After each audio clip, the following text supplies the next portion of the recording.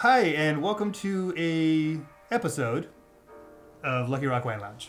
I'm Jesse Robert Inman. And I'm Aaron, working on being a better listener at Inman. Come again? I will be here all episode. And today we have a guest with us. This is Melisa Hotchkiss of the legendary Sea Thai Bistro. Yeah. Welcome. Tell us about yourself. I'm so happy to be here with you guys. Said no one ever. Yeah. Well, I'm the first. I'm a human lie detector. I'm coming on the show to drink wine, actually. Maybe not just to be here around you guys. Yeah, easy enough. Let's see. I am the wine director and manager of Sea Thai Bistro here in Santa Rosa. I'm proud to say that we have a 40 by the glass wine program. Most of them are white, 14 of which are Riesling. It's a little racist, but not a big deal. And It's cute. It's cute. that's about it. Yeah. No, that's great. I love by the glass programs because it gets to introduce customers to a lot of wines with like a low monetary investment. Yeah. Well, we really appreciate you being here. We kind of are going through a little bit of some holiday wine recommendations, stuff that's fun around the holidays since it is September. And also, her perspective on wines as a wine director of a semi-prestigious restaurant. Yeah. Thank you. So let's get into it. So we're going to interrupt this regularly scheduled program for a little bit of a shameless plug. Please like and subscribe. Yeah, because if you like and subscribe, that increases the chance that you've liked and subscribed by 100%. That's math. I'm pretty sure that I do the books for the company, but we would like you to leave a comment. Let us know what we're doing well, what we're not doing well. We'll promptly throw that in the garbage. So, Melisa, we've introduced you, but tell us a little bit more about you, the restaurant, what the day in the life of a wine buyer looks like. Not only do I manage the employees, my favorite part of the job is buying for the restaurant. I really try to pick wines that go great with Thai food, represent Sonoma County, and show what we have in Sonoma County by offering international selections as well. And it sounds like you have over a quarter of your wines are Riesling. Correct. Because that pairs especially well with the food, right? Correct. Yeah, we've had some food and wine pairing episodes where we've given some like our 10 commandments of food and wine pairing. And kind of clichely, a lot of times with spicy food, people go with Riesling because of the little bit of residual sugar or sometimes a lot of bit of residual sugar. What's your thoughts on Riesling with Thai food? Yeah, so starting the wine program, I had 3 Rieslings by the glass, and it was really hard to convince people that Riesling was more complex than just being a sweet wine. Mm-hmm. Changing people's perspective on that has been why I keep adding wines to the list. But Riesling is great with spicy food, but I really do think it's great with all kinds of food. Sure. I think it's great with breakfast. We'll talk about that later. Oh, wow. Somebody's got a problem. My kind of problem. But because Riesling can be stylistically very different, it can be very dry, richer, sweeter. It goes with all parts of the meal. So appetizers, it's great. Entrees that aren't spicy, it's great. And then the spicy food as well. Yeah. And, it's nice to support Germany. That's right. That's really observant. You did a good job just now. Yeah. I do appreciate German Rieslings. I think it's a great place for people to start. Obviously, there's a long tradition of Riesling in Germany, and we are seeing more domestic Rieslings here in California. I was going to ask you, where do you think, what's kind of like I don't want to say like the mecca of, but where are the really nice Rieslings domestically coming out of? I love Oregon State, Umpqua Valley, cooler climate here in California, Anderson Valley. Mm-hmm. You guys know that there's a lot of Pinot and Chardonnay, and where Pinot is grown, people could rip out Riesling vines and do other things, and I think it's really important too to keep that Riesling tradition alive in California. So I like to drink domestic Riesling as well for that reason. Ross Cobb and Ashley Holland up in Anderson Valley, I appreciate what they're doing with Riesling a lot. Penner-Ash and McMinnville is doing nice Riesling. Brooks in Oregon is my favorite. They produce 18 different styles of Riesling, really small production. That might be 14 too many. Just an observation. Hey, I love Riesling. I need more. I need twice as many. Let's get the shirt made. Well, today you brought us a couple recommendations. There's some Riesling in there. also a red wine, I believe. Yeah. I mostly drink whites, so it's difficult for me sometimes to drink reds. They're Difficult. You find it difficult to drink. difficult. Oh, that's interesting. I try and I try. That's very bougie of you, I feel like. Well, white wines are so much more exciting for me. I would describe Riesling especially as thrilling, vibrant, pure, focused, all these descriptors that I can't necessarily red wine. use to describe red wine. Yeah. Okay, so we're going to get those. The next segment, because we're not really into segments, actually. No. We don't really do segments. But we are going to have we're going to taste the wines that you brought. And Perfect. You're going to tell us a little bit about producer, why you like them, what kind of food they go with, anything else that might be interesting to our viewer. And so we'll get into that next. Yeah, so I asked Melissa which one she would recommend first, and it's Von Boule Bone Dry. So earlier we had discussed that a lot of people describe Riesling as sweet, and it's so much more complex than that. People are scared of the sweet, and I think people are intimidated by wine labels. So when I look for dry Riesling, it can say Trocken on the bottle. You might have to look at the back. You might have to do some deciphering. And I really like that this producer is dry. Trocken is dry, correct. And I love that this producer just put it right on the front. You don't need to worry. This is the Riesling you need if you want bone dry Riesling. No ifs, ands, or buts. Yeah. No ifs, ands, or buts. What do you find interesting about this wine, other than it's bone dry? This, to me, would be a great start of a party. It's refreshing. It wakes you up. I love the acid on this wine. It's lemony. It's exciting. I noticed the alcohol, which is about 12.5, which is probably in the standard range for like a bone dry Riesling, I would say. Yeah, and when we're thinking of holidays and imbibing, a lower alcohol wine is great. What does imbibing mean? Drinking, putting it in your mouth. As we do.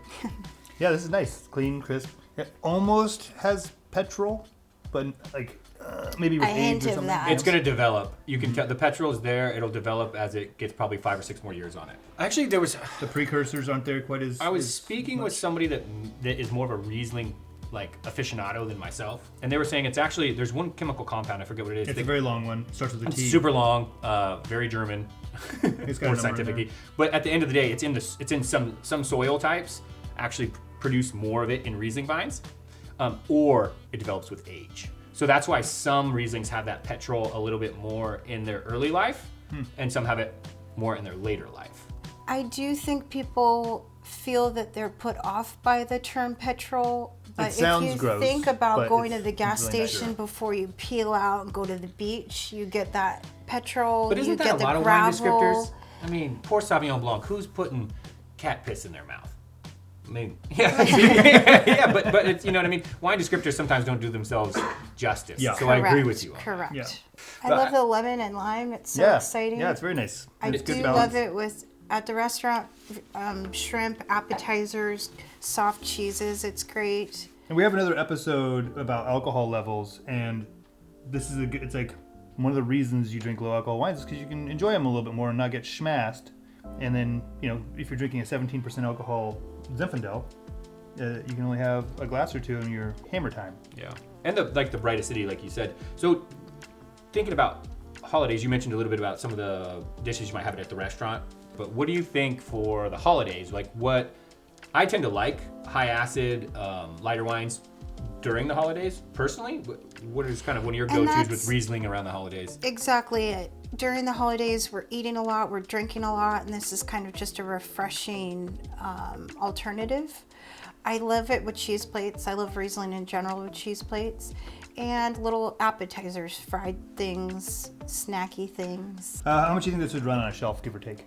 $22. $22. Fair enough. I love it. Anytime you can keep it under 30 these days. Yeah. I mean, the inflation, Jesus. I love to bringing that dry Riesling or a dry Riesling to a party and just letting people try something new that they wouldn't normally try. Not changing their mind necessarily, but giving them opportunity to see that Riesling isn't always only sweet. Yeah. Sure. Dr. Lucin. Okay. So again, I brought this one because this producer is easy to find. Bottle Barn has it. This is a very well-known producer. And it's a cabinet, not truckin'. Correct. It's richer. So I personally like to use the term richer or fuller when I'm talking about sugar, just to get away from that misnomer of sweetness. Yeah. Kind of the viscosity of it. Yes, it does have residual sugar, but it has great acid. So when people say they don't like sweet, I want to talk about, do they like lemonade? You have a refreshment after the sweet fruit part. Yeah. And it's not cloyingly sweet. It's refreshing, I think. And so this would pair a little bit more with a spicy food versus the last one? I think it would. Yeah. And because I do drink wine for breakfast, I've seen it. The Captain Crunch and Riesling. Rieslings that are lower in alcohol, so cabinets are lower in alcohol. 8% I saw. They're great for brunch. They're great for parties where you don't want to overindulge. And they're great with breakfast foods. Benedicts, mushrooms. So maybe in place of a mimosa. Exactly. This is nice. It has a sweetness to it, but it's not cloyingly sweet. It has balance, but the acid's not, it's like good, well-rounded. And what do you think this runs on a shelf? So again, 22. $22. Dr. Lucin also has the label on the back that shows the residual sugar level. So I think that Beautiful. makes it really consumer friendly. Yeah. For people that can't read. Yes, I wish more Riesling producers would put that on the back of the label. But in general, the higher the alcohol, 12%, you're talking dry wines. As you get lower in alcohol, you have a little more residual sugar. But as you can see, that's nothing to be afraid of. Again, holidays. What are you thinking here? Beautiful with Thanksgiving dinner. It's a very food-friendly wine. I love it with bacon. So again, brunch, breakfast, late summer tomatoes, BLTs, salty, sweet, zesty. I love this wine. So now we'll move on to Schmergenhausen by Ernest. I can't read this. Edifice. So soil or ground. An edifice. Ernest, the producer, has a facility in Windsor. He has a few labels. Who wouldn't want to bring a beautiful date to a party? Look at that label. It's gorgeous. Okay, cool. Grenache. We made a Grenache. We do a prospecting series wine. I had never made a Grenache before. It's very similar to the Grenache color that we produced. I'm very curious to try it because ours was a Mendocino Grenache. This is a Sonoma Grenache. They're neighbors, but not the same. So tell us about it. So again, the producer, Jesse's English isn't super good. So I don't know Ernest stuff good. is the producer. Ernest is the producer. And the edifice is a label. Edifice is the label. Yeah. And I mentioned that I don't drink a lot of red wines because of all of the heaviness that they sometimes can be. This to me is lighter, brighter, more approachable. It's Pinot with a little bit more guts on And the that's tannin. exactly it. I love drinking Pinot. It's very food friendly. So holiday, again, Thanksgiving, big meals with turkey, or and it can stand up to red meat as well. It's great with roasted vegetables. Also great with stinkier cheeses. What did you just call me? Thanks. Yeah, I mean, at the holidays too. It's kind of classic to go with like Pinot is like definitely like a go-to. Yeah, universal. And I think Grenache, especially like Grenache in this style, like Chateauneuf de Pape style Grenache, even though it can be a little higher alcohol, lighter, brighter. Not the Grenache so much as you get from Spain, which can be real powerful. Exactly. Can be really, really a nice kind of step up from Pinot with food.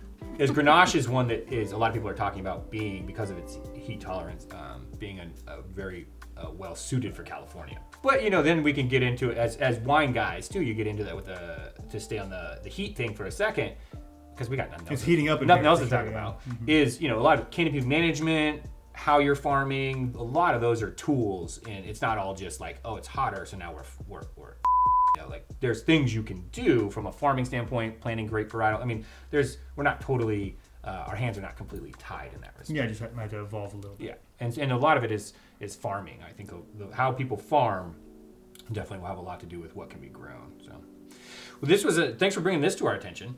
I'd never heard of this brand before. Charming, isn't it? I wasn't going to use that word, but yeah. Yeah, charming's not a word we use a lot, but I did enjoy it and appreciate it. Yeah. So as we're wrapping up, we just thought we would open up to Melissa, give some last words on the wines, any recommendations, life in general, blah, blah, blah. Things to remember when drinking wine. It's like a really casual, lazy way of saying it's on you. Yeah, I don't know what the I'm talking about. So I really want to express my love of Riesling and tell people that they should be drinking more Riesling more of the time with more everything. It's a wonderful food wine. If you're not afraid to try it, you can find the style that you might like the most. yeah. As far as a life suggestions, I am not your gal. But I wish, though, that you would come into C-Type Bistro. You can try the wines by the glass. A lot of these are available at Bottle Barn or locally. So come see me. Cool. Sounds good. Well, we really appreciate you being here. Thank you. It was so much fun. Yeah, it was fun. It's always good to have a guest. You know, when you're just chatting with your brother all the time. It's I know, this guy again. I've heard his jokes like 700 times. He's heard mine at least. I'm getting pretty good at them, though. Yeah, the delivery's solid. So we'll say cheers and goodbye. Cheers. Thank you. And we'll see you on the next episode.